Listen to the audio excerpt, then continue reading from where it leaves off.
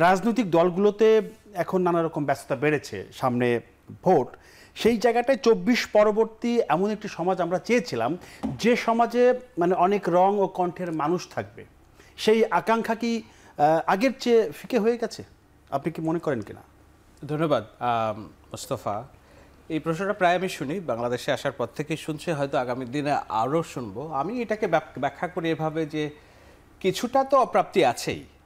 এইটি শেখ হাসিনার ১৭ বছরের শাসনামলের প্রত্যেকটা দিনই আমরা এই হাহুতাশ করেছি যে আমাদের যে গণতান্ত্রিক আকাঙ্ক্ষার বাংলাদেশ, আমাদের সহাবস্থানের বাংলাদেশ, রাজনৈতিক স্থিতিশীলতার বাংলাদেশ, এগুলো কি নাই কেন আমাদের সমাজে, তাই না?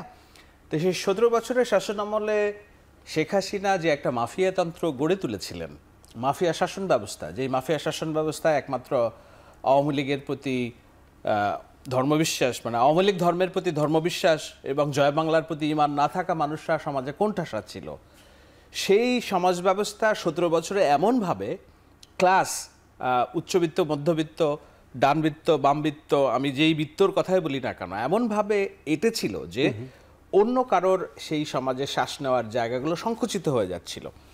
এখন ৫ আগস্ট একটা ভূমিকম্প হয়েছে, সুনামি হয়েছে। সুনামির পরে কি হয়? আপনার বসতভিটায় পানি উঠে যায়, আপনার গ্যারেজের গাড়ি নষ্ট হয়ে যায়, আপনার ইঞ্জিনগুলো বিকল হয়ে যায়।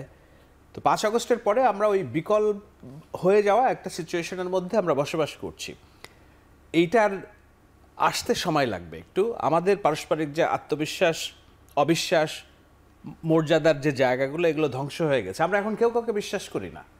জামায়াত ইসলামী এখন আওয়ামী লীগের অবর্তমানে আমরা দেখছি যে আওয়ামী লীগের জায়গাটা জামায়াত ইসলামী নেওয়ার চেষ্টা করছে।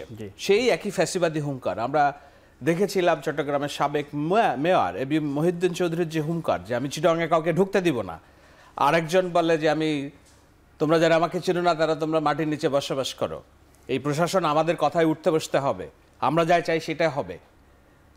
আজকে জামায়াত ইসলামীর একজন নেতা বলছেন যে যেগুলো ডালিপাল্লায় ভোট দেবেন এগুলোর কুপাইতে হবে। তো এগুলো তো আওয়ামী লীগের ভাষা। এগুলো আওয়ামী লীগ এভাবে করতো যে শিবির করবে তার মাথা থেতলে দাও, কোনো বিচার হবে না। যে রাজাকার তারে ফাঁসি দাও, কুপিয়ে ফেলো, কোনো বিচার হবে না। এই যে হুঙ্কারের রাজনীতি কেন?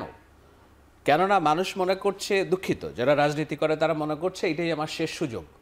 আর এবার যদি জামাত ক্ষমতায় না আসতে পারে, রাজনীতি থেকে তারা বিলীন হয়ে যাবে, এই ভয়টা তাদের ভিতরে ঢুকেছে। সুতরাং তারা সাপ কি করে, যখন মনে করে যে তাকে কেউ আঘাত করতে আসবে, সে ফোঁস করে, সে ফোঁস করতেছে।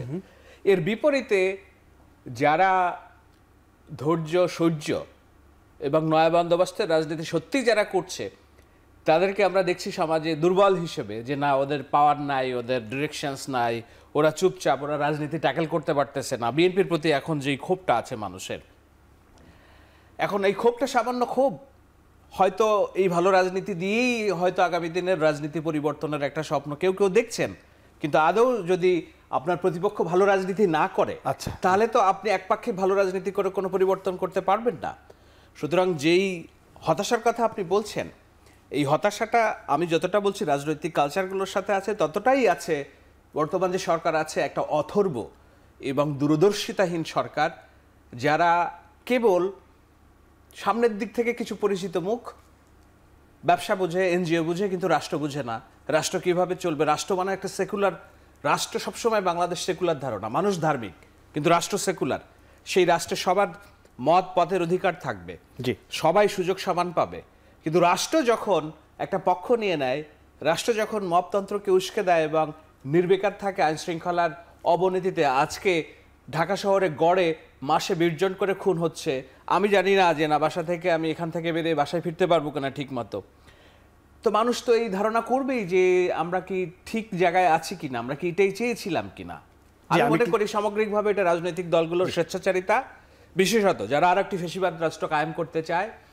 একটা ছিল জয় বাংলার ফ্যাসিবাদ মুক্তিযুদ্ধের নামে, আর একটা যারা ইসলামী ফ্যাসিবাদ কায়েম করতে চায়, তাদের স্বেচ্ছাচারিতা এবং রাষ্ট্র যারা পরিচালনা করছে তাদের অদূরদর্শিতার পেছনে দায়ী।